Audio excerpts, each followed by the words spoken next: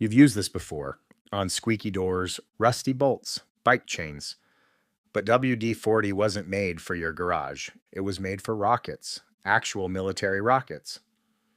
In 1953, at the height of the Cold War, the US was building missiles designed to carry nuclear warheads. And there was a serious problem: moisture. Metal parts inside these rockets were corroding before they were even deployed. If that corrosion spread, it could cause catastrophic failure. So, a small company in San Diego, originally called Rocket Chemical Company, was hired to solve it. A chemist named Norm Larson began experimenting with different formulas designed to push water off metal.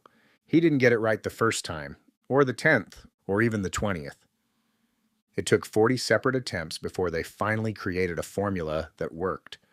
That's where the name comes from: WD water displacement, the 40th formula. It worked so well on rocket parts that employees started taking cans home, and that's when they discovered something unexpected. It worked on almost everything: squeaky hinges, stuck locks, rusty tools, bike chains. It quietly became one of the most useful products ever made. But here's something almost everyone believes, and it's wrong. WD-40 does not contain fish oil. That rumor has been around for decades. The company has publicly denied it over and over again. And they've kept one more thing secret too.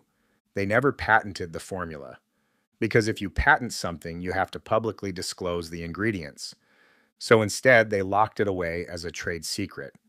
To this day, only a small handful of people know the exact recipe.